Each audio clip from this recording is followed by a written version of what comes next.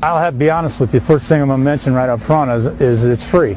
I like this service when it's free because, you know, you can tie up a lot of money in different services, and from experience I found out that sometimes you can pay a lot of money and you may not be getting that much out of it.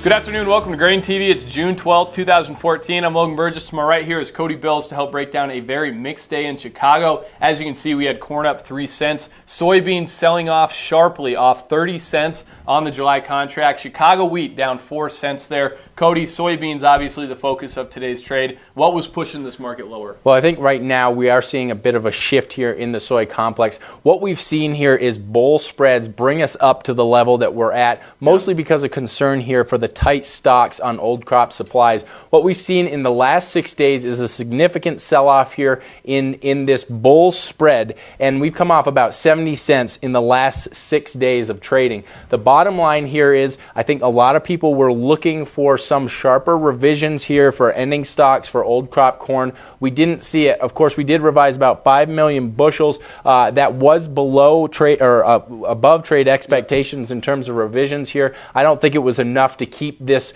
soybean complex really truly bullish, and as a result we're seeing people really and funds really unwind out of this bull spreading. To make it even worse here, the new crop situation with the crop off to as good of a start as we've seen, with the positive weather in the forecast, I think that's all causing some selling pressure here, and not to mention the fact that we have seen relative strength in soybeans over corn and wheat. That relative strength could have caused more acreage to go into soybeans here. I think people are switching their attention here from the June WASDE report to the acreage report on the 30th, and that's causing some more selling pressure here in the new crop months. Yeah, I think that certainly is possible as well, Cody. You know, if you just look at the trade action from today, significant weakness on the July contract, and fundamentally right now, I look at this market and think that we do have a chance to find some footing here, especially considering 2 days of sharp selling. Once again today we had 86,000 metric tons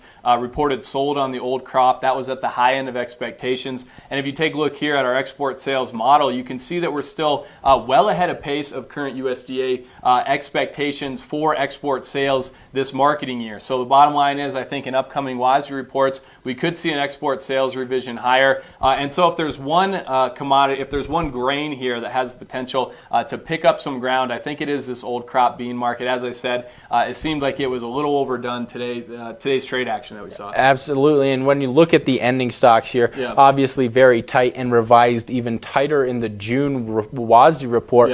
But I guess the concern I have here is the selling pressure that we've seen in July pulling back here. Do you think that's going to cause more export sales? And as you mentioned here, you know, we're all already ahead of pace here. I mean, what's the situation there? I mean, that's certainly possible, Cody. I think that export sales could move higher if we don't see prices that will substantially ration demand here on the old crop. Just in the USDA report, we saw crushings raise 5 million bushels as well. So that's another area that could benefit, obviously, from a lower July soybean contract. And those are two things to keep an eye on here moving forward. I do think that's a concern, though. Really, for the last several months in old crop beans, the big talk has been we need to see prices $14.50 to substantially ration demand. With today's sell-off, I don't think that a significant decline in price is going to ration demand in the way that it needs to be, considering the ending stock projections. That sounds fair enough. So it seems like setting up for a very volatile July contract here in the coming month.